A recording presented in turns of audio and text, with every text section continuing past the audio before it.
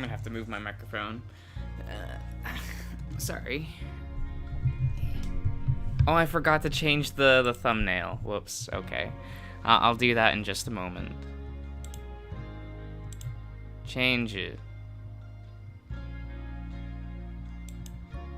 I don't want the P5 thumbnail here. Fuck that.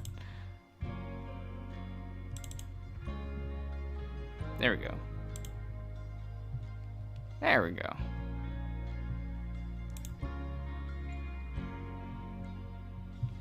I've been waiting for this. Oh, okay, okay. Hello, dragon.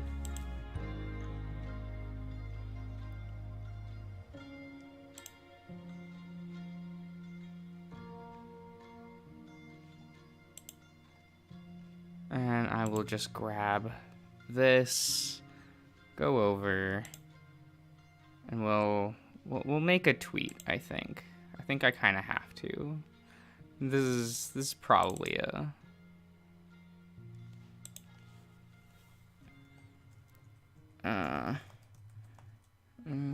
bill of arches. Yeah.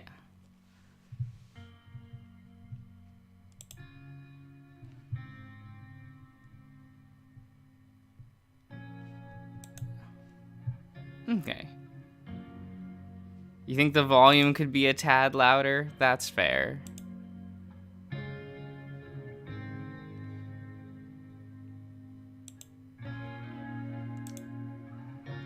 There, I do the thing. Cool. Now I can turn off Twitter and never open it again.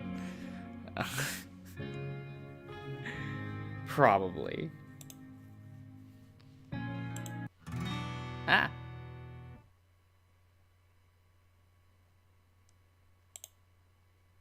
What?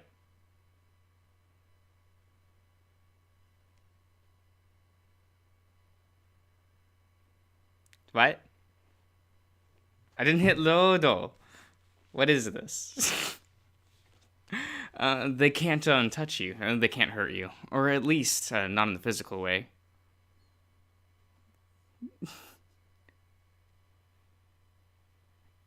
Go back to main menu? How do you do that? What I do? What I don't.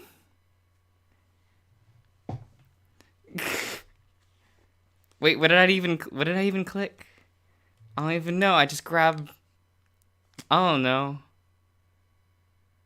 Triggers when you click on Cammy Boy. Oh, okay.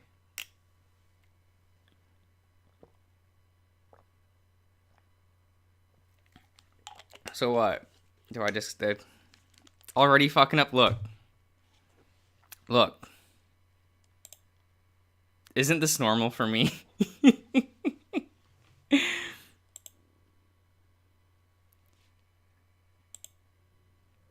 Mentally, it's a different story, which makes sense because all of this is mental. I was messed up way before the thing that I saw in my trailer. Okay. Which might explain why I saw it.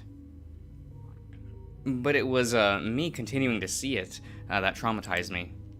I never knew when I was going home, to an empty trailer, or a trailer with a raincoat monster inside. Eventually, I was able to realize that it didn't really notice me, I guess.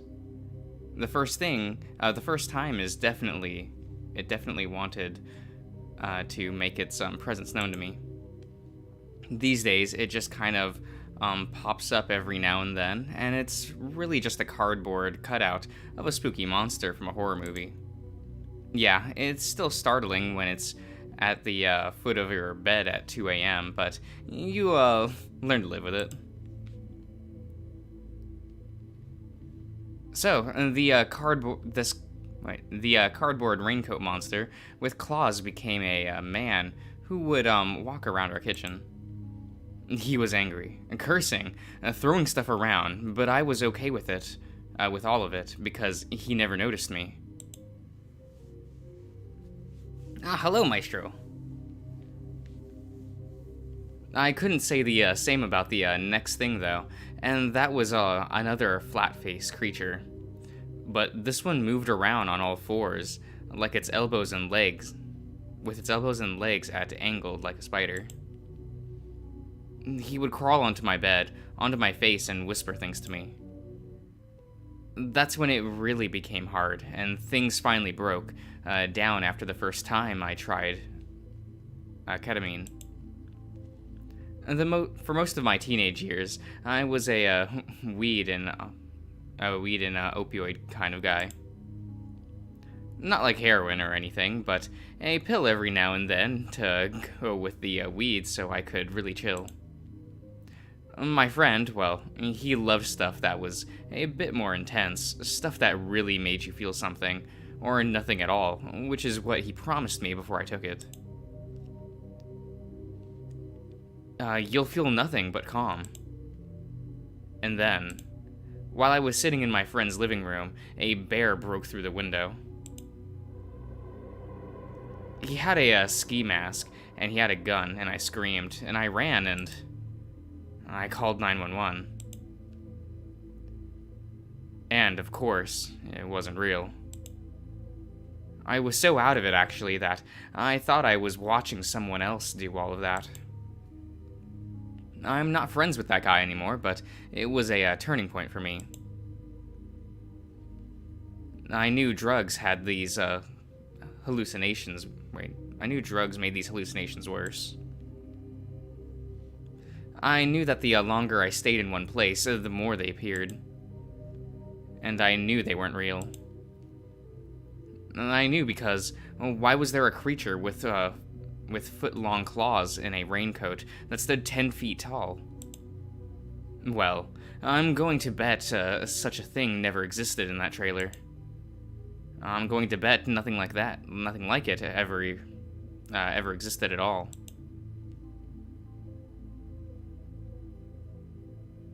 I created it, and it followed me, and I ignored it, even though it's starting to get weirdly insistent.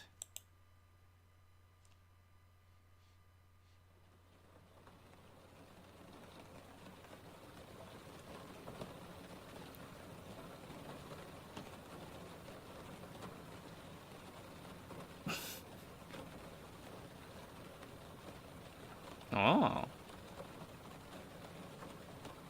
You alright, babe? Dev somehow already has a shirt off. Little eager, huh? I don't answer the question as I slide my shirt over my head and immediately Dev's paw go to feel up my sides. He's a little buzzed, so I don't think this is really going anywhere. We just wanted to get away from the party. We just wanted to get it. We wandered around the little forest next to the house, and Dev was looking for orbs or something. It started raining, so we ran to the car and decided to wait for Jason to come out so we can leave. Hopefully soon, because this thing, it stands outside the window. It's aware of us. I don't like that, even to this day. Is there something out there, or something? Dev looks behind us, right at the creature, and a chill runs down my back as he stares face to face with it. It's grinning at him with its sharp teeth, and stooped over deeply because it's so tall. But as usual, Dev doesn't react. And that's because he's normal. Are you seeing things again, Cam? Just because you told me it stopped doesn't mean it might not come back. You'd like that, wouldn't you? Nope. Things are ghost-free. Well, whatever you think they are you seeing things again? I sigh deeply. I mean, it never goes away. It's just better sometimes compared to other times. Dev rubs his bare arm, his big chest heaving, then shudders as I run my paw up his pecs, and squeezing them.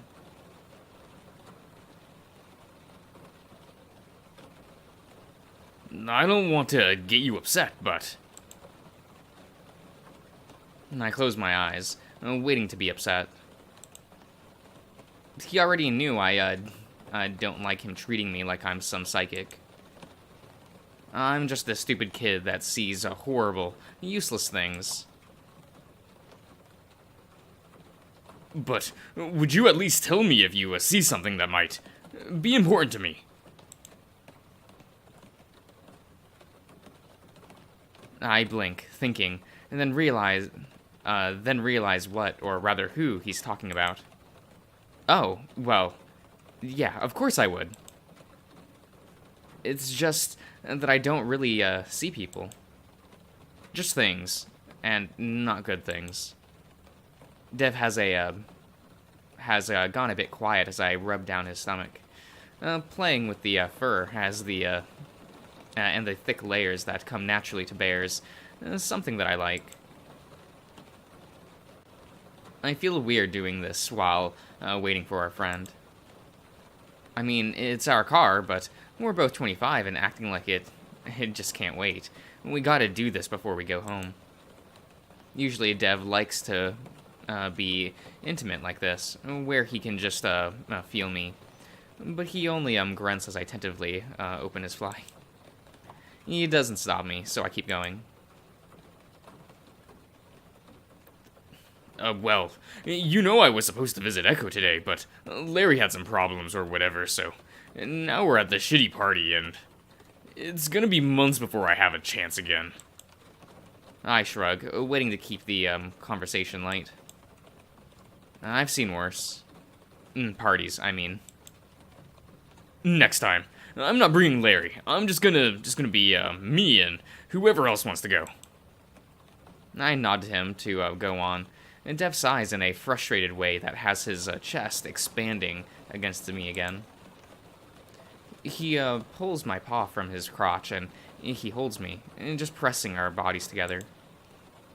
Obviously, I want you to go, but I don't want you to feel like some kind of tool or something I'm just using.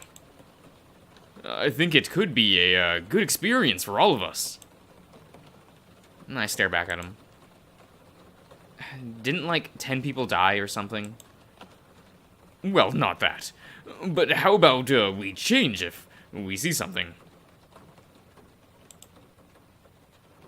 And what does that mean?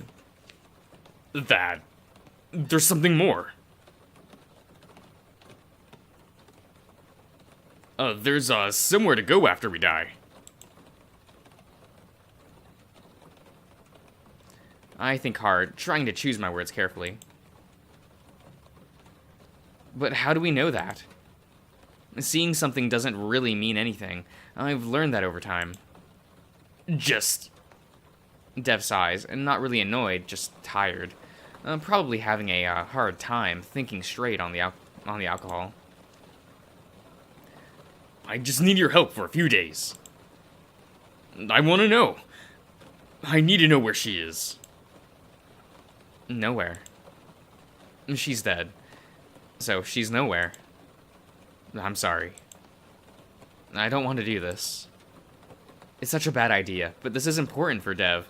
It always has been. So, now that he's finally asking me to go, I can only say...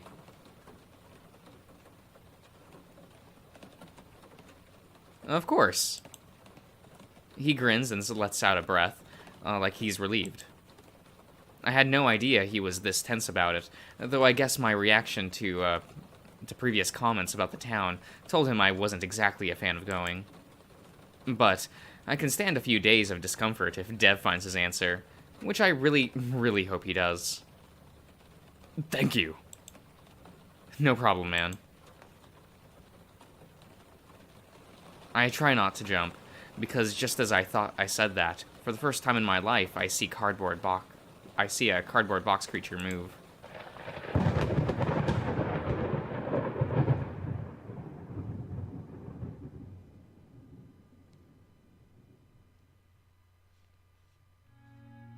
Okay. That's the end of the build, right?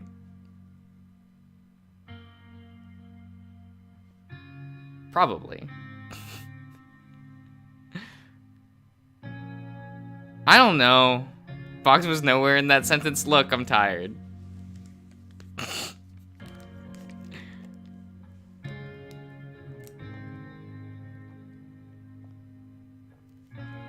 Whatever.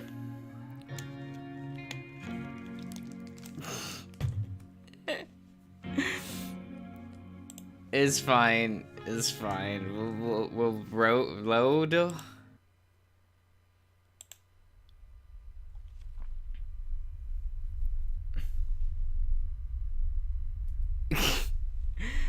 Devin stares, feeling himself become oddly detached from the situation. His mind is still overwhelmed with what just happened to Cameron. That's what he wants to focus on, but the shotgun has his attention now, and for just a moment, Dev thinks about running. If he applies logic to the situation, he assumes the other bear won't shoot, but something in his eyes, something is off. So Devin says what he hopes will make clear to this other bear that they're not a threat. We need help. We're stranded and our friend is unconscious. The old-looking bear focuses on him for several seconds. Devin hears the rustling of dead leaves and foliage next to him as Arturo moves. Suddenly, the bear swings the shotgun around to point at Devin's right. Don't you move, boy. Hey, I'm sorry. Don't shoot. Arturo sounds terrified. His voice is strained and high-pitched. The old bear stares at Artie for several seconds before pointing the shotgun down toward the ground, but only slightly. The bear gestures at the coyote. You doing something to him. What? Doing something? No, we're trying to help him. Something attacked him. We need to get him help. The older bear grimaces. What do you mean, something? Dev hesitates, at least until the gun is shifted in his direction. No, wait! I'm not waiting. You showed up on my property, making all kinds of sounds, and you're standing there with a knocked out Yodi. Hey, we didn't do anything to him. We're trying to help. The bear growls. I don't know if you're trying to help him or trying to fuck him. I want to know the truth, and now that something happened. The standoff continues for a few more seconds before Dev jumps in again. It was something dark, like a shadow. I called it something.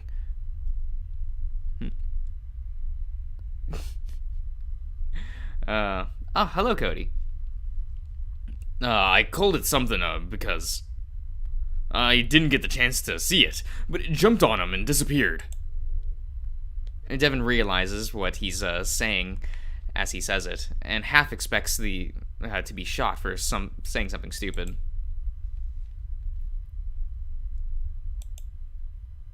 Okay. I swear to God, that's what happened. The older bear's eyes flick to Artie, and the cat quickly throws his support behind the ridiculous statement. Yeah, this is what happened. I don't know what the fuck it was, but it was there. It was dark and had red eyes or some shit. I don't even think we should be out here right now. And Devin once again wants to tell Artie to shut up, and that's saying more is only going to make the situation worse. But instead of getting angry again, an odd expression comes over the other bear's face, one that Devin can't quite decipher.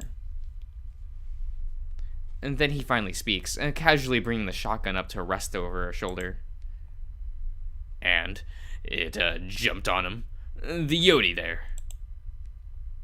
Yeah. Alrighty. So I'm guessing y'all are on some drugs or some shit. No! Using out in the heat ain't even a smart idea. We weren't. Devin trails off, realizing this doesn't matter at all right now. We need to get him help. He's not waking up. Devin kneels, resting Cameron on the ground as he half props him up, needing to rest his tiring arms. There's a pause in which this old bear just stares down at them, a pain that's long enough that Dev opens his mouth to speak again. But that's finally when the older bear seems to break out of his trance.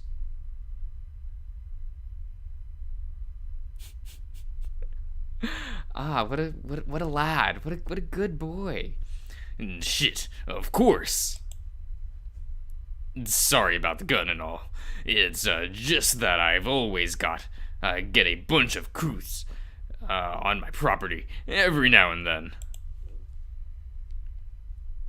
Devin looks up at the suddenly friendly bear. In the back of his mind, he thinks he can almost hear sirens. Very familiar sirens. Shit's not even loaded. The bear grunts as he brings the shotgun forward, pointing it back toward the ground before it seems to break in half as the stock suddenly drops down. Okay. The bear turns to show them that the barrels are empty.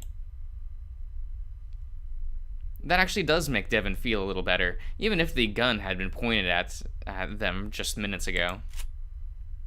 The bear then closes it with a snap. So, I think your best bet is to call the proper authorities so they can get some help out here. Do you know where we can do that? There's no service here. Of course there ain't, but there is service just outside of town, to the east. Works whenever I go out there to make a call. Dev's heart leaps in his chest at the idea that there might actually be a quick way out of the situation. He looks in the eastward direction, ready to set off immediately. Hold on. It's a little ways out there, and it's a pretty specific spot. I can give you a quick ride, no more than 5 minutes. The old bear turns away and starts making his way towards the trailer. Artie glances at him, and clearly uneasy about all of this. And Dev is hesitant himself, because of course he would be. Anyone would be. After all, everything they've been through. Dev looks down at Cameron, the coyote still breathing steadily, now looking almost peaceful. Still, fear grips the bear's chest. The fact that Cameron still isn't waking up is slowly increasing his worry to the point of panic again. So he sets his jaw and follows the old bear. He half expects Artie not to follow, but he does, and the four of them disappear further into the trees.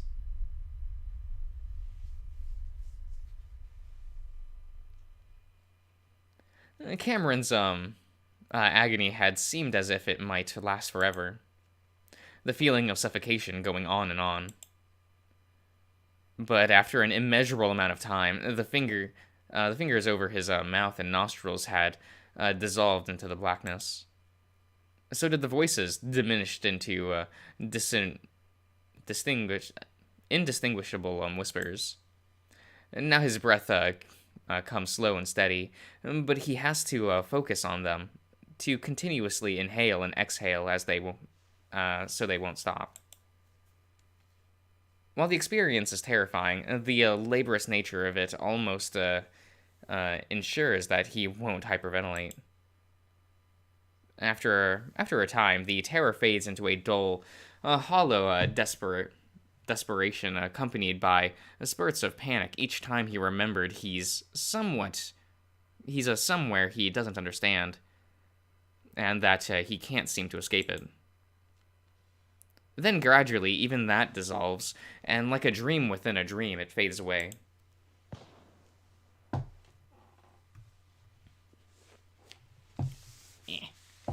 Cameron's vision is blurry at first, and it stays that way as his eyes remain mostly closed, unfocused. A fear hitches in his chest again before he realizes that he'd been breathing normally without the need to focus on it. That's when he notices that what he can see is a bit odd. It looks kind of like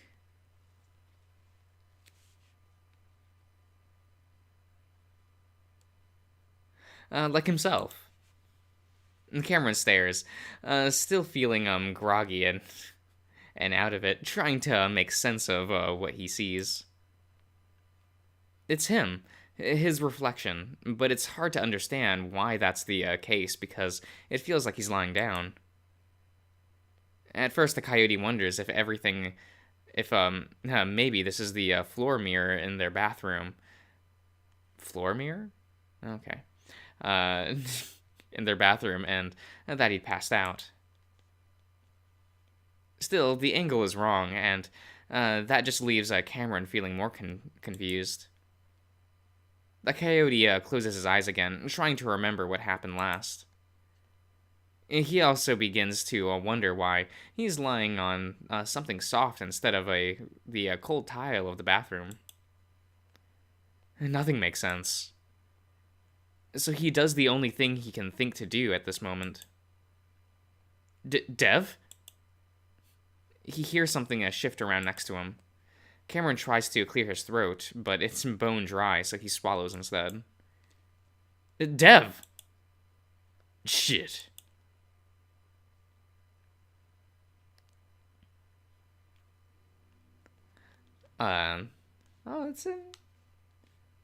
Looks a lot cleaner. Something is pressed to his lips, and sensing that it's water, Cameron drinks, getting several swallows before it's pulled away. Cameron then looks around, getting a full view of his surroundings. The voices hadn't... here, let me... up the volume a bit. Yeah. Hopefully that's... I don't know. Hopefully that's listenable. It looked a bit low. The voice hadn't sounded like Dev's, but Cameron can't imagine who else it could be. And a large furry brown shape moves into view. Ooh, okay.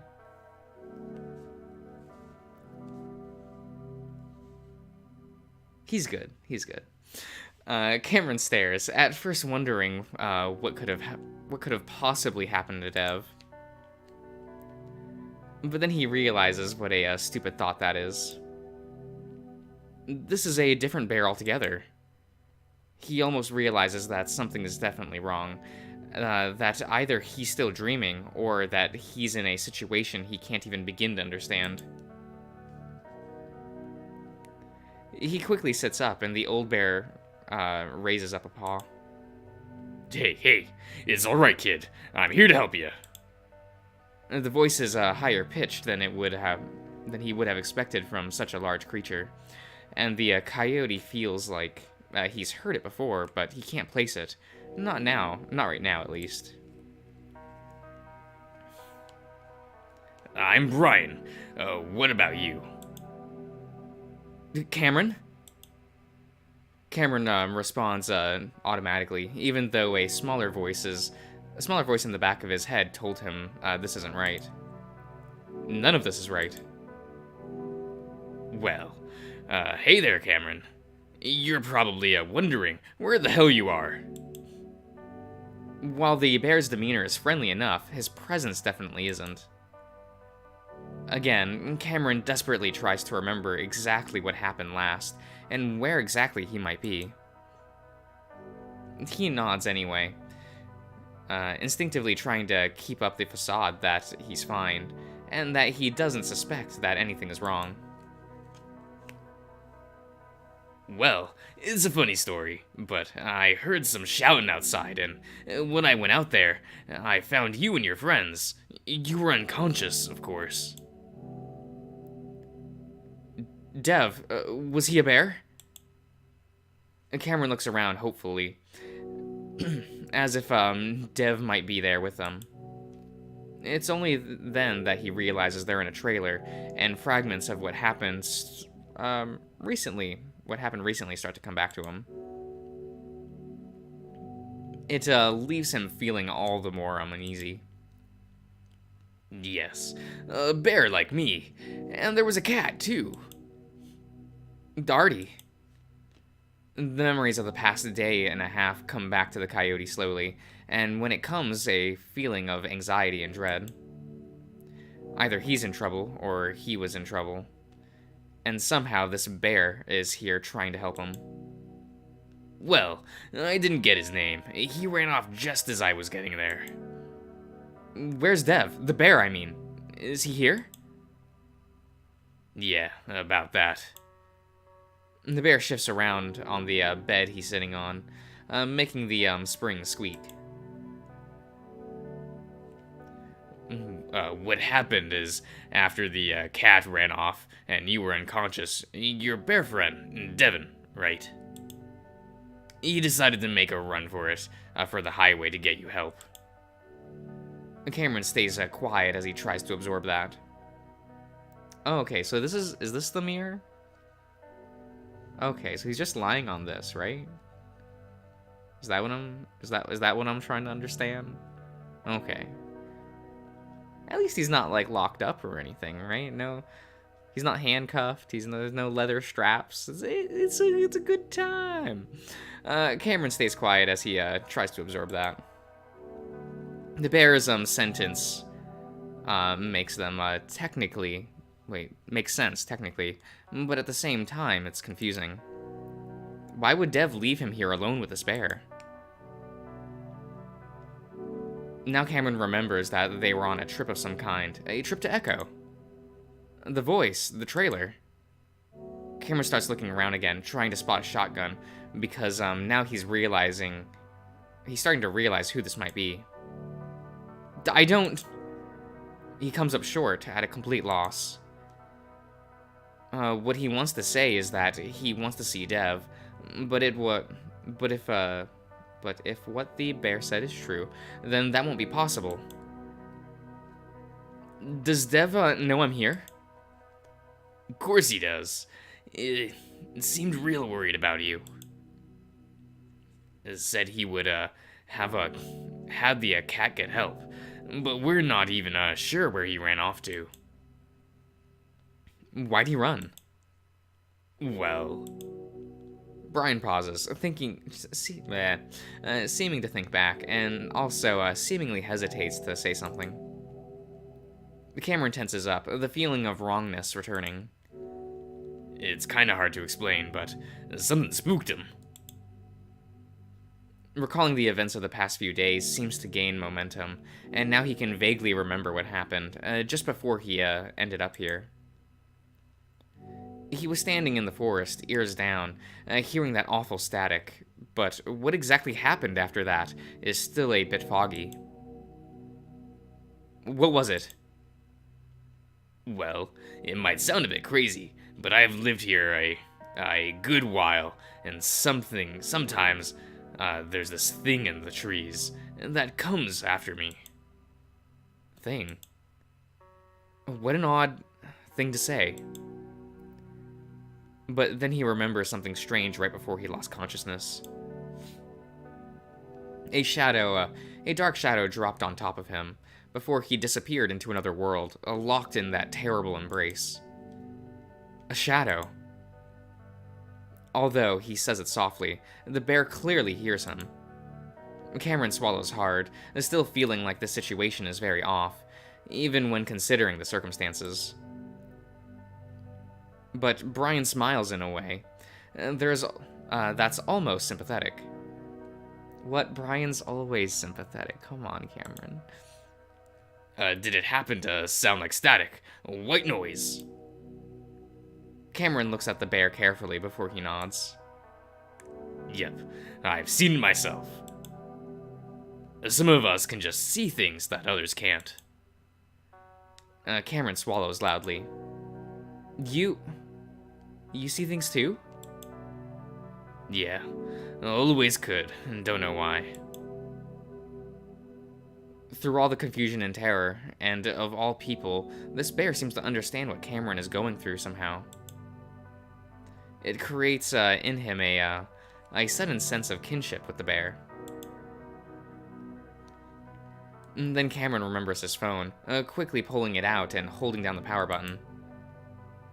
The screen flickers on for a moment before multiple vertical lines of black appear on the screen, which widen steadily before the entire display goes black. Cameron is confused, then remembers the fall in the lake, and he even sees some moisture still under the screen. Shit. Brian grunts. Your phone busted. Shame. No service out here anyway. How long did he leave? Oh, how long ago did he leave? About 2-3 hours ago. He's been unconscious that long? Still, the anxiety is telling Cameron to move, to go. I think I should go after him. Thanks for your help, though. Cameron suddenly stands, but a wave of dizziness comes over him. Oh, fuck! The coyote catches himself against the wall, feeling weak and confused. Whoa there, kid. I didn't think you'd be in the best condition to go out there. You might pass out again, and that bear seems real intent on me keeping you here, keeping you safe. Cameron has to lean against the wall slightly, catching his breath. He didn't realize that he still messed up. It would make sense, since he'd been out for so long. It's just odd that it seems to be getting worse. Whatever this creature did to him, it feels serious. As if reading his thoughts, the bear brings up the entity. Besides, I don't think you should go out there while that shadow creature is still hanging around. Oh, what is this nonplussed face? I kind of love it. I've been seeing it through the window a few times. Don't want to scare you, but I think it wants you. Cameron glances up at the window nearest to them. Instead of the shadow, he's surprised to see the raincoat monster just beyond the trees, practically hidden in a crouching position. A strange crouching position, okay. Stranger still are the odd shivering, twitching motions the creature is making. Though its face is almost hidden, Cameron can tell he's being looked at. Even after everything he's been through, the coyote finds himself lowering his gaze quickly. Once again, just like when he was 8 years old, he's afraid of this hallucination. Or rather, he's afraid of this imitation of the hallucination. And considering that it's moving so violently, that's what this is. You see it? No, I mean, it's something else. No, what is it? Something I see. I see others really disturbing stuff. Sometimes I see others really... Okay. In those woods. Well, most places in this town, actually. It's something more personal. Cameron is caught between wanting to stay cautious of this man, but also wanting to confide in him. After the trauma of the past 2 days, combined with feeling almost abandoned by his boyfriend, the coyote is desperate for some kind of connection. What kind of thing do you see? That was plural, wasn't it? That's fine. Brian looks hesitant. Don't want to freak you out more than you already have. I'm not saying it was aliens, but it was I'm okay. I'm just wondering if maybe we see similar things. Cameron smiles at him, and that seems to throw the bear off for some reason. Well. Then he seems to snap out of it. To be honest, I see people getting killed usually. Not sure if it's real, like from the past, or if it ain't. Sometimes it just feels like something something bringing us, like something being made up. Cameron can understand that feeling. Yeah, Another wave of weakness and exhaustion. Sorry, I'm still really tired. Cameron slides down the wall to sit again, still feeling out of it. But at least he feels something somewhat comfortable with this bear now. Makes sense. After what you went through. You want my bed? I'm good. I just need to catch my breath. He's not quite that comfortable with them. This is gonna sound weird too, but I see a ton of stuff in this town, and sometimes it feels made up. Like I saw a UFO, like an alien spaceship above a body today. Brian stares at Cameron. I see. Just as he was beginning to feel comfortable, the coyote feels himself back on edge. Did he say something weird? I mean, I don't know if it was a UFO, but it looked... You're fine, kid. It's just that I haven't known anyone else, and that's seen something I've seen too. It was on that dirt road, right? A circular shape with a bunch of red lights on it. Cameron perks up. There's little question in his mind that this bear is definitely like him. Yeah. And like... Shit, when did that space shuttle explode? Like, the mid-80s, I think? This time, Brian let out a little laugh of surprise, and maybe a little disbelief as well. 86, to be exact. Damn, that's crazy. I've met a few people like you, but you're on a whole new level, kid. Cameron stares back, briefly wondering if he's still dreaming all of this.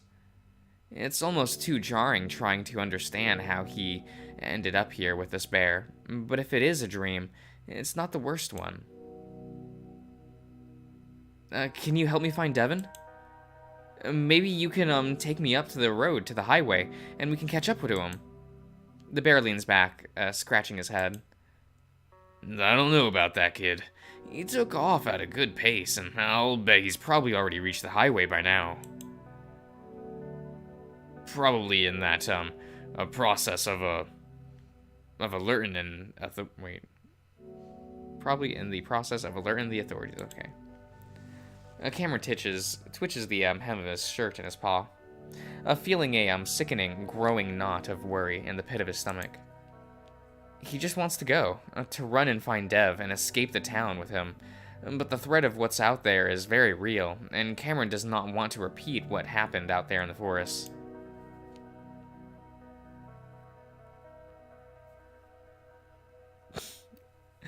Okay, Ian.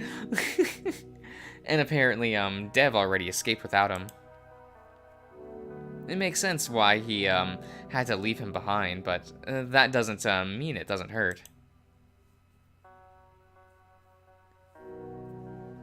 Only now are, the memories of what happened during his blackout returning, and only now does he remember how it felt, like being in hell. Can that shadow creature get in here? Nah, it seems to avoid the trailer. Dunno why. You okay? Cameron rubs his eyes with both paws. I don't know. His increasingly heavy breathing prompts Brian to crouch in front of him, patting his shoulder roughly. Hey, you're fine. I'll make you something, okay? Oh, is he gonna cook for us? How does some tea sound? That always calms me down. He's a tea person? The pats, jolt the coyote back to wakefulness, and he nods, if only to get the bear to focus on something other than him. Okay. Great. I'll get started on it. Then, just relax for now.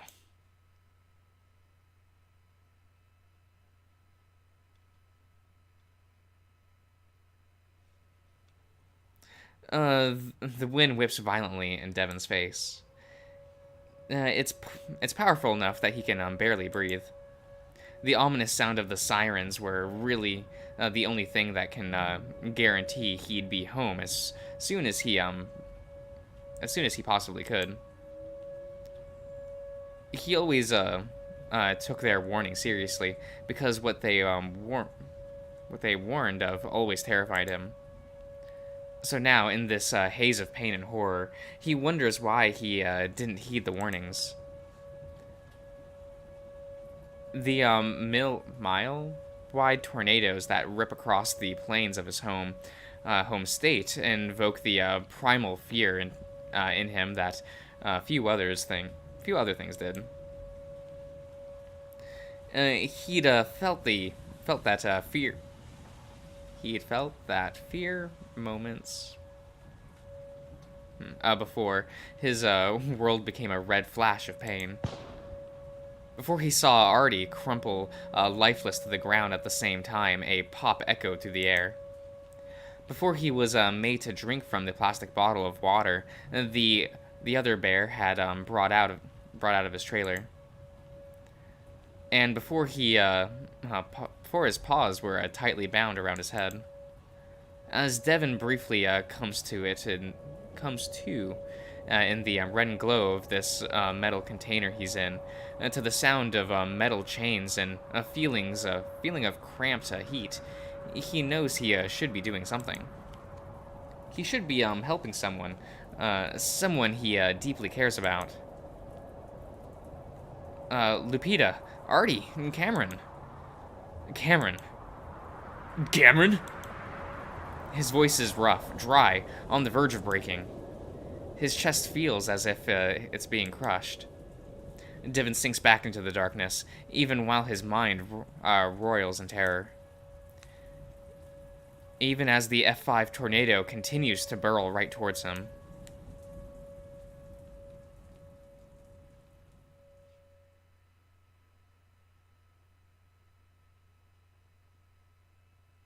Cameron sits at the table as the bear busies himself near the stovetop with his back to the coyote.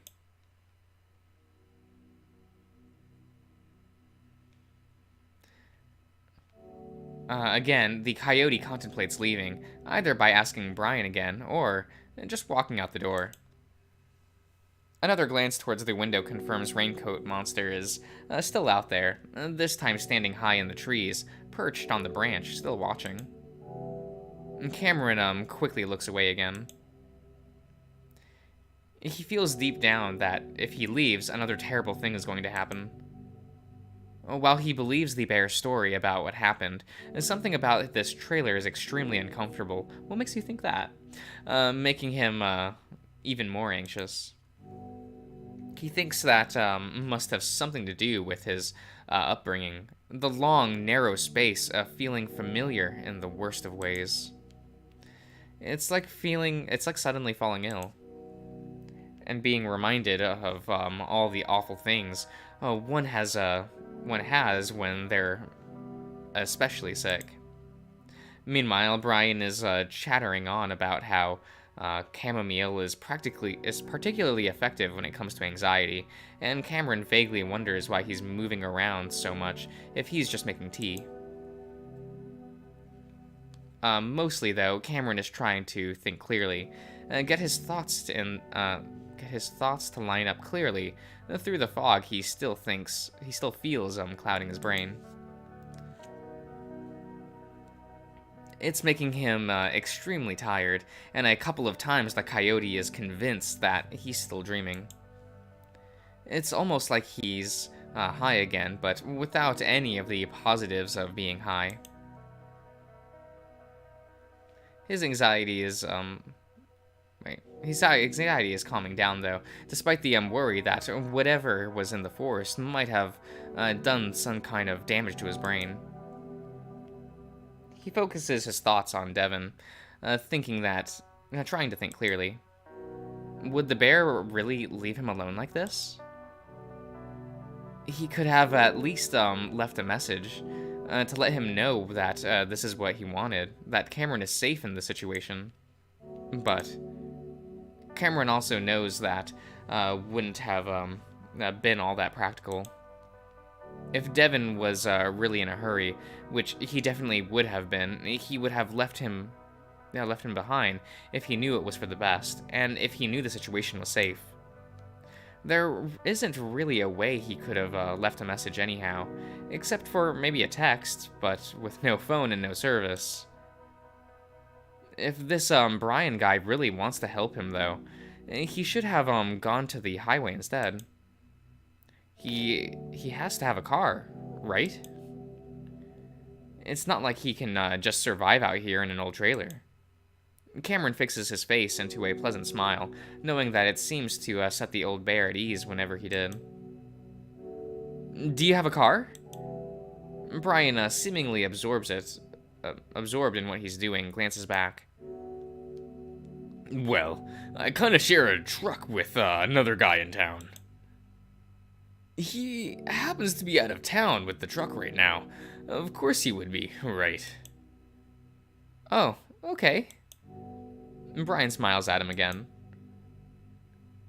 I see why Daniel likes you. You're a friendly kid. Oh, you mean Devin? Shit, yeah. The brain doesn't remember things like it used to. You're fine. Cameron stares at the table, feeling like that exchange was very strange. But it's hard to think through the cloudiness. Despite the dull anxiety, the feeling is worrying him more and more. It's I'm actually feeling really weird. I'm so tired. Well, considering what happened to you, that makes sense. Not to pry, but do you do any drugs? No, not anymore, at least.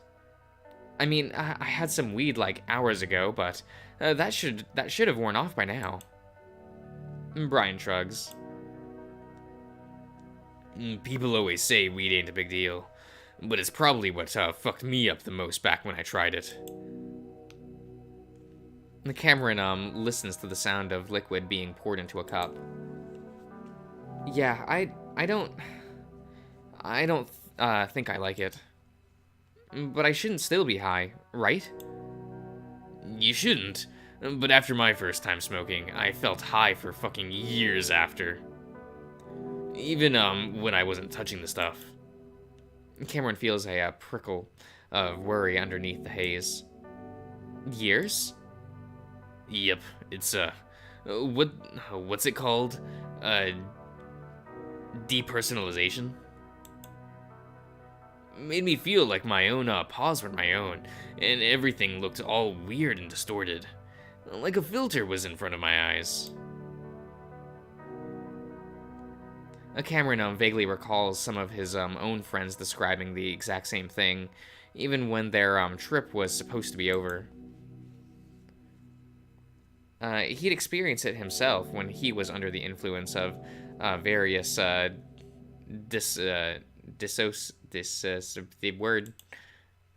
the same experience while he's supposed to be sober is borderline terrifying, though. Weed does that? His worry about and panic breaks through the surface for a second, and he feels like for the moment he's surfaced from the muddy depths of his confusion. That's what before slipping back under. He can't live in a dream for the rest of his life. But what even is his life? Sitting here in a trailer with an old, slightly smelly bear? How did he even get here again? Where's Dev? Oh shit. Cameron suddenly grips the table, paws shaking as he feels as if he's lifting out from his body somehow, and that he has to hold on to something to remain in place. Hey, you're right, kid. Here. Brian ambles over to his fridge, opens the freezer and pulls out the ice tray and drops a few cups and cubes into his mug, and the ice clinking around. He stirs it for a few moments, and then turns back to the trembling coyote. Hope you don't mind the ice, but it should be cool enough to drink now. Still confused and terrified, and just wanting something to do, to focus on, Cameron reaches out for the mug the bear is holding out to him. He takes it in a trembling paw, gulping it down. It's filled with honey and the strong taste of ginger, and it's unlike any chamomile tea he's had before. The amount of honey is surprising, and he briefly wonders if it's a bear thing, even though Devin never seems to have much of an affinity for it. Still, Cameron doesn't get the full flavor of the concoction. Concoction, yes. Until he's finished it.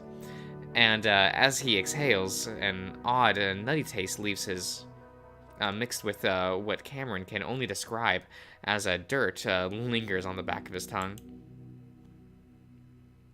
And Cameron frowns at the bizarre, terrible tea. He can't help pulling a face as he looks into the mug. A thick, round glob of honey remains at the base, while dark particles slowly collect around it. It's distracting enough that his panic attack is terminated before it can really begin. Brian laughs. Sorry about that. I like to add in kava root to soothe anxiety too. Should have warned you. Cameron had thought the taste was somehow familiar, but he supposes that any kind of root could have an earthy, bitter taste. Oh, it's okay. Just wasn't expecting it. I read about kava a few times when I was looking for ways to help with anxiety. Never tried it though. Okay, I'll be back in a moment. I just need to go use the restroom. Okay? Okay.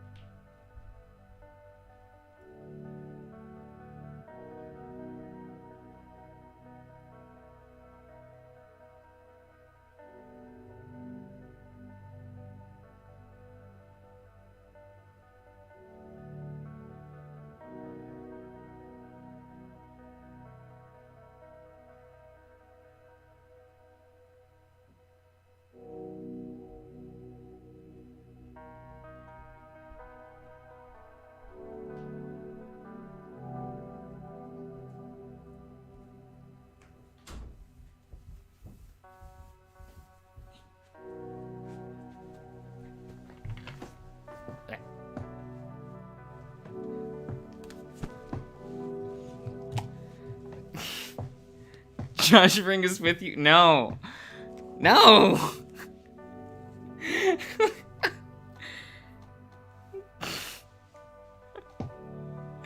It went okay, I guess.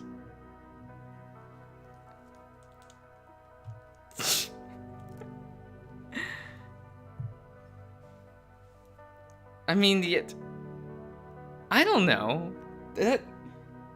Is it speedrunning pissing? I don't... People tell me that. Like, when I like, go to a restaurant with like friends and shit, they'll be like, "Wow, Josh, you went really fast." And I'm like, is that weird? Is my piss time weird? I don't know. It's fine.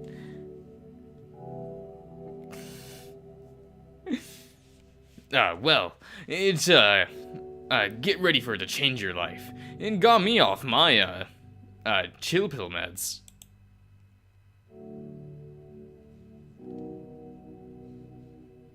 I do have some leftover bars, if you need something stronger, though. Xanax? I'll wait and see. While that would be nice, Cameron already feels like falling asleep, so it doesn't, seem like the best idea.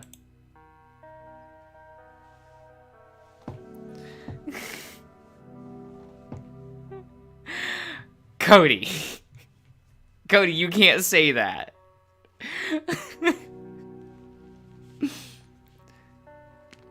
We have prior evidence. We have the drawing stream from months ago. While he mostly believes the bear story, he doesn't want to be completely unaware of what's happening right now. I'm guessing you have some experience with it before. Did you wash your hands? I used hand sanitizer. Because that was faster. Like, soap is there too. But, like, I had a stream to get back to, so I just used the hand sanitizer.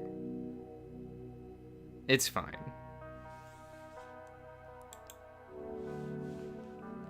Cameron frowns at the table, and not sure what to say. He doesn't really want to discuss his past with a stranger, even if the guy seems like he would understand.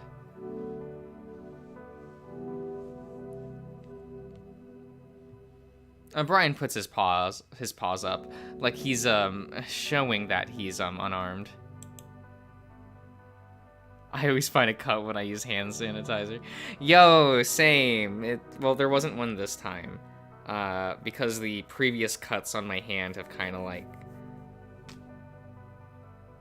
they aren't open anymore, I guess. So like, it's fine.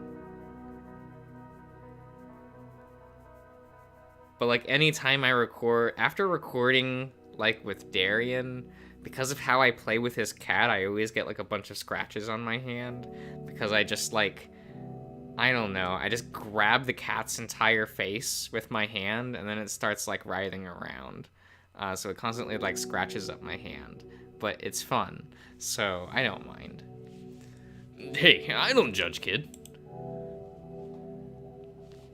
I was into that lifestyle for most of my life, before I started turning things around.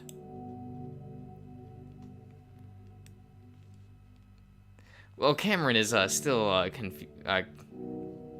cautious. He doesn't want to make it seem like he's suspicious. He doesn't feel like doesn't feel like the best idea to sour things between him and the only person with him in the middle of the desert. Why would you grab the cat's face? Because he deserves it. Like, specifically Ash. Like, Darian's cat, that's a little bitch. Like...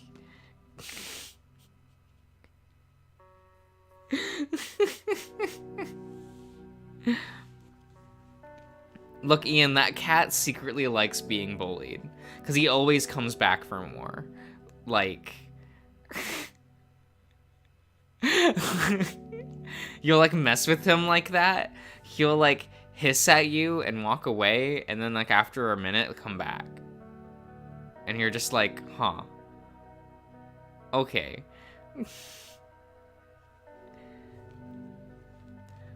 It doesn't feel like the best idea to have this middle desert. Yeah, I did a bit of everything in middle school and high school. Only thing I got hooked on was opioids, though. Oof, you went half to the country, kid. That's a rough one. The tiredness is starting to plateau, if not recede slightly, and Cameron feels an odd but welcoming sense of empathy towards his bear. It must be the kava kicking in. Brian's face appears a bit more defined and clear, and there's a warmness in his eyes. There's always a warmness in his eyes, come on. It was my first drug too. I experienced with everything else because I was trying to find something less addictive and harmful. Brian shakes his head. That's the problem with it. There ain't much out there that makes you feel that good. That's what I'm told anyway. Brian chuckles. I took just one of my dad's hydros and ended up puking my guts out for hours. Guess I'm lucky that I can't keep him down. Cameron thinks about that, about how nice it would have been if he had become violently ill whenever he tried opioids or any drug, for that matter. Yeah, I'd say that's some good luck. I quit in college and haven't done it since, though. Good for you. Brian gazes down his nose at Cameron, starting to frown. Cameron's eyes twitch as he senses a sudden drop in mood. Now, I didn't mean to bring it up again, but did you, your visions get more intense when you did heroin? At first, Cameron wants to correct the bear and say that he's never done heroin, but then stops as he thinks back. Of course, his visions had got worse whenever he was on certain drugs, including opioids. But he had assumed back then that they were just agitating his already present delusions. The OTP, this is facts though. It'll be sad when the other bear comes back, right? You know, we want Brian. It was only today that he'd made the connection between drug usage and hallucinations or visions. Yeah, actually. And a few times on other stuff too. Does that happen to you? Definitely. Again, feelings of empathy grow in the coyote's heart. There are others like him, just like him. Maybe I'm not going crazy then. I keep going back and forth on that.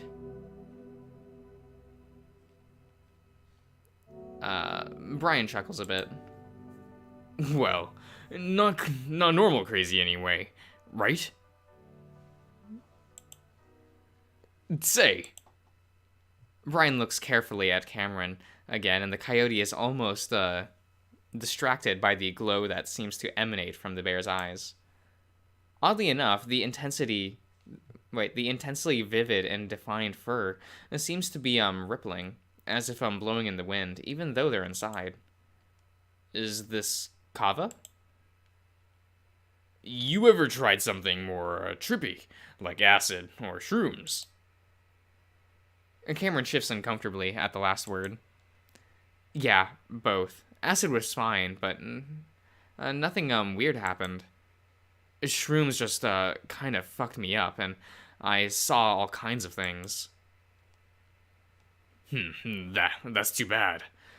That one can be a real eye-opener. Oh. Cameron isn't sure what else to say, feeling just a bit uncomfortable again. But yeah, most drugs make you see more things. Only ones that don't are stims. It's why so many people here get into meth. Brian chuckles again, but this time it sounds a bit dark, sinister even. Only a problem with that is meth still makes you see shit. But only because it makes you go crazy.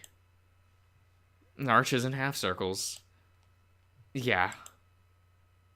Cameron looks back down at the table. He wonders about his mother again, and if maybe she was like him. Maybe she took the stimulants because she was just trying to stop the visions, but ended up starting a wave of hallucinations and delusions instead. Cameron watches the wood grain on the table shift and move slightly, like waves of an ocean.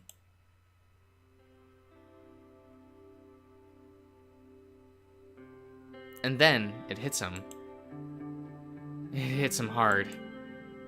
The aftertaste of the tea, why it was familiar, Why things are moving in inexplicable ways. Why everything is feeling more fucked up by the second. Oh, I do like this song. It's nice. He's been here before. A moment seems to blank out of existence from Cameron's memory, because the next thing he knows, he's already standing up, the chair clattering to the ground behind him. He stares at Brian with wide eyes, mouth open, but he can't seem to say anything. You can't think of what to say if the bear did what he thinks he did. And Brian stares back, watching Cameron carefully in a way that tells the coyote that the bear isn't surprised at all by his reaction, and that makes Cameron even more afraid. The cozy and dreamy lighting of the trailer becomes more ominous, red and dangerous, and the bear in front of him seems to warp.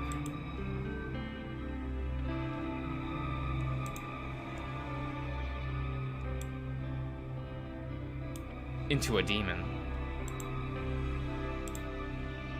No! No! What did you give me? Cameron looks wildly at the coffee mug. You need to calm down. Understand? What did you give me? I think you already know the answer to that. So why don't you sit down and get it together? Okay. Okay. Sorry, I was checking the levels. Hope that's all good. The bear's face is so warped, but Cameron honestly can't tell if it's real or not. Was it? I don't know what this says. I don't know what this is. Psilocybin? Skikibin? I don't know. Did you drug me with shrooms? Brian says nothing, but he's right. He's right that Cameron knows.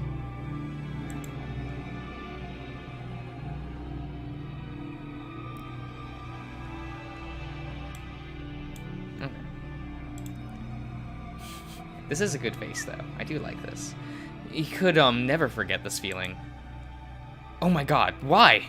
It ruined my life! Cameron is heaving for breath, the sounds of his gasping almost drowning the bear out. Sit down, and I'll explain.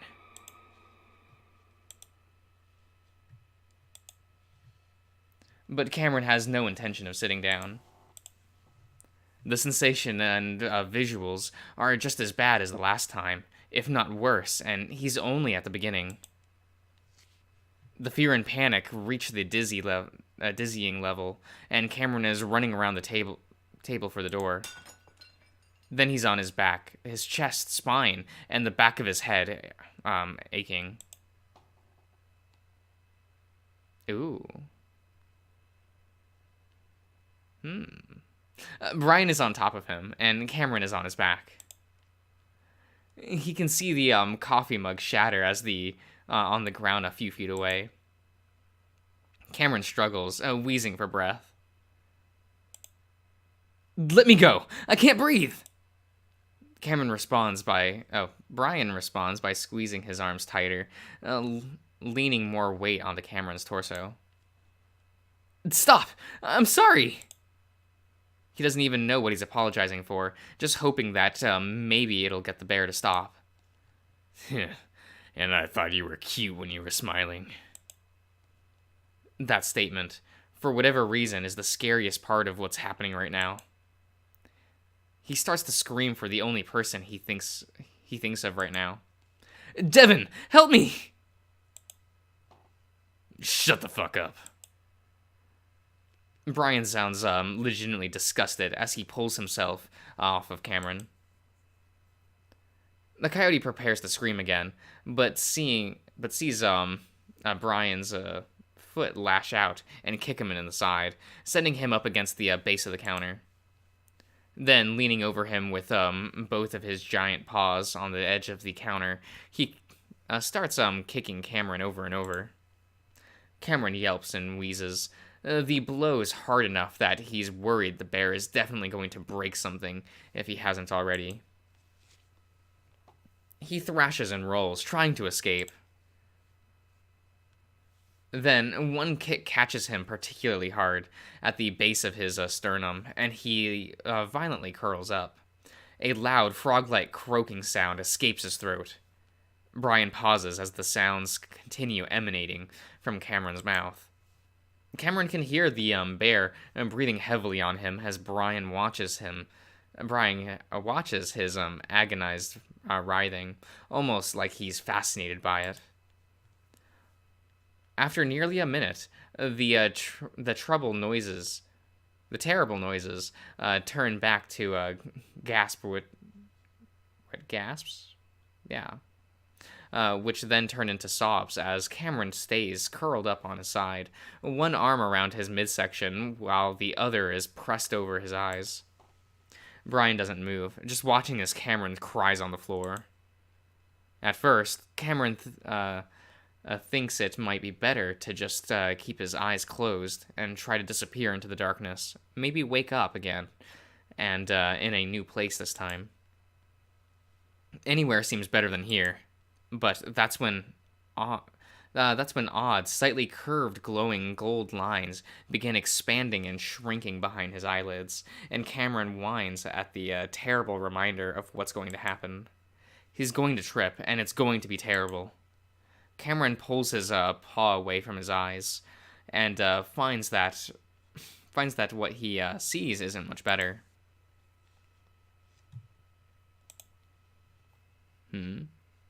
Okay.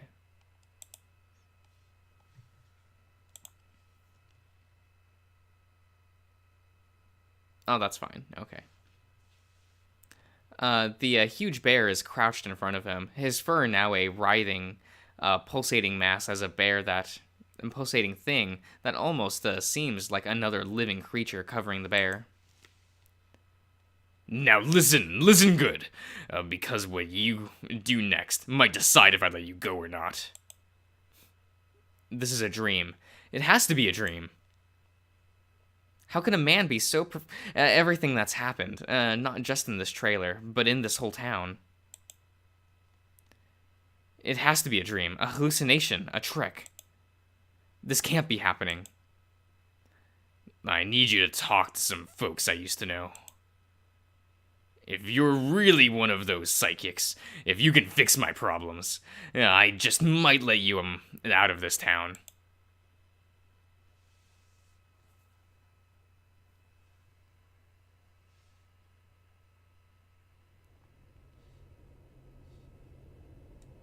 Cameron? Oh, okay, so we're actually back with the other bear? Okay. Devin comes to again, and he blurts out the name without thinking. He's not sure how long it's been since the last time he woke up. It feels like hours, possibly even days since he was last conscious. He's been dreaming. Something about invading his arms. And tornadoes. A twisting force.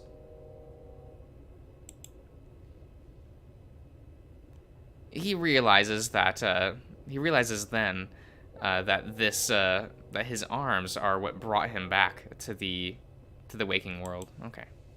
They'd fallen asleep, and now the tingling is so bad that it feels like they're covered in crawling, writhing ants made of molten lead. Okay.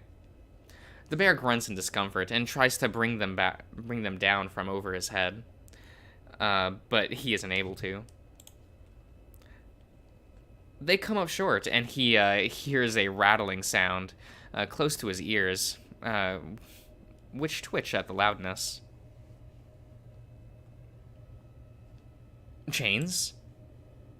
Devin freezes, keeping his eyes closed, unsure if whoever did this to him is close by. Although it's hard to think through all of the haziness, the memories come back to him rather quickly. First, he remembers walking deeper into the woods before the strange bear went into his trailer to get something. He came out with a bottle of water and claiming it was from Cameron. Then, after walking further into the dense forest, they came upon a white van. The exact kind of van that would make most people suspicious. Devin did become more suspicious, but by the time it was already too late. The old bear had pulled a gun on them, one that wasn't his shotgun, and told them both to get in the van. Artie started to run, and the other bear didn't hesitate to shoot him, aiming for his head. Devin isn't sure, but he could swear that he saw a spray of something, whether it be fur, blood, or worse, fan out from the back of Artie's head before he dropped. Devin's fingers and toes clench inward as he thinks about that moment. That sound. The suddenness of it. But mostly he remembered the way Artie fell. It was instant, like strings that held him had been cut, crumpling so quickly that Devin is sure that he'd been killed. At that point, Devin did everything the old bear had told him to do, including laying Cameron on the rough desert floor. Devin tries to keep him from whining, as he wonders if that might be the last time he saw Cameron. And then lay down in the van and letting him bind his arms up. He'd thought about fighting back in that moment, but it was so quick that before he knew it, he was secured and he was made to drink from the bottle. Now he's in the very center of the tornado, a twisting force. And Devin clenches his eyes shut even tighter, feeling moisture gather at the corners. Around the point is equal to force times distance. But he opens them for a moment later, realizing that his captor would have seen all of the movements he'd made.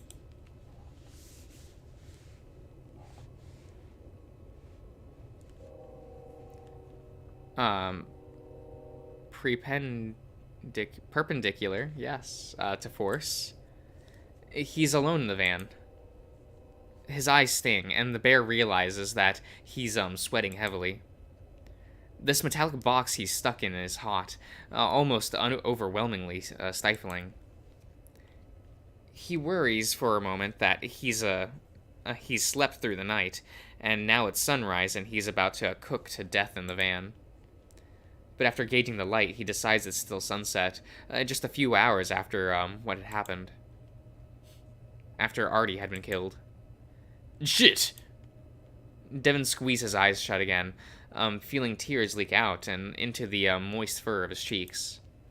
He allows himself this moment, but quickly focuses again, knowing Cameron is still out there with that bear. In good hands. That's enough to get a rise out of Devin, one that builds into a wave in his chest.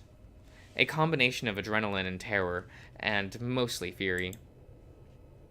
While the brutality of this backwoods bear invokes fear in Devin, it also makes him angry that anyone would feel they have the right to do what the old bear did.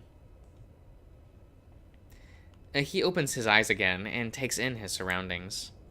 He's lying flat on his back, arms stretched above his head. He can feel that it's a pair of handcuffs that are holding him in place. There's enough give that slowly he's able to turn over on his stomach. The action is incredibly painful, and Devin can't help but grunt loudly, his arms feeling like they might fall off as they spasm. Slowly, painfully, he pulls himself up into a kneeling position, getting a better look at his predicament. He realizes that these handcuffs are more like shackles, meant to hold bear-sized creatures like himself in place. They're bolted into the floor of the van. And Devin glances up suddenly, his ears catching that sound like a faint cry outside the van. Cameron? Devin's voice comes out hoarse and cracked once more. Was that Cameron? It sounded like him. Devin is still groggy from whatever was in the bottle of water, but he's sure he heard the distant sound of his boyfriend's voice. The thought that it's now so suddenly absent convinces Devin that was definitely Cameron.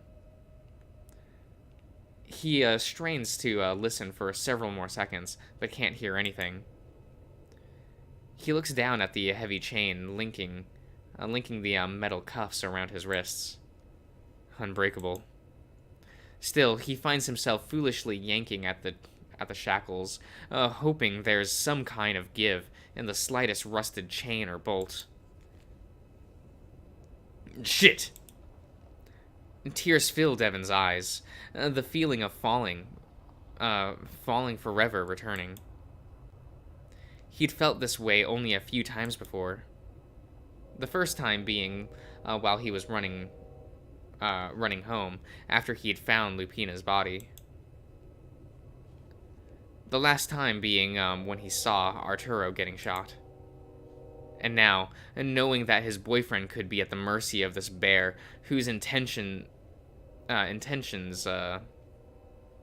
Devin can't even begin to guess. He just knows that they're very bad. Is that how you would describe that, Devin? Okay. But seeing the faces of those people, it changes something in Devin. A cool, icy calm descends on him, and he looks at the chains carefully. His classes in physics has taught him all about the way in which forces exerted can seemingly accomplish things that seem impossible. So even when his heart hammers in his ears, and even while his brain is clouded with a dense fog of sedation, and Devin analyzes the chains and the bolts holding it in place.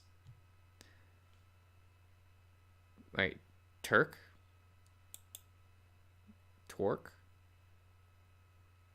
That's what it is. Okay.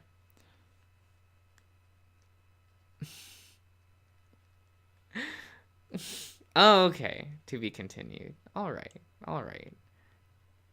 How is this pronounced? This is torque, right? I don't know. I really liked taking physics classes. I was sad I didn't continue with them, because I didn't need to take those classes anymore. But that was definitely the only science I ever actually liked. But it is what it is.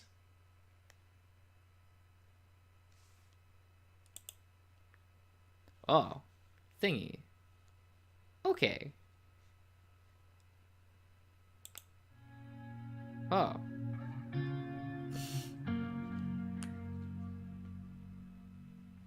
Well, that was a good update. I liked that. It's nice to see Brian. He's always a joy every time he appears. Cameron is still a good boy. The other bear is fun. He's fun for what he is.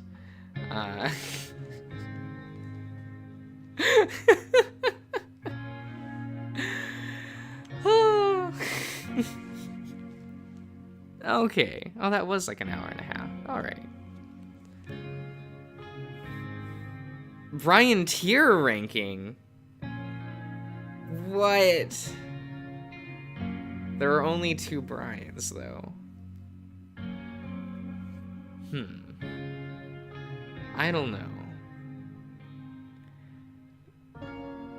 Is an S tier, bro? He really is, though, Dragon. He really is. He's there for you. He was like, yo, you look a bit flustered. Have some tea. It'll calm your nerves. Isn't that nice? I think that's nice. He was just chatting, having a good time. It's all good. With every expression, all in S? Oh my god, facts though, Ian. Facts. He's so good.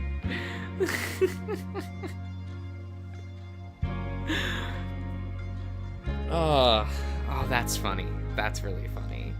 I'll end the stream, but I'm gonna go get dinner, and maybe I'll hang out in the Discord after. By maybe I mean probably.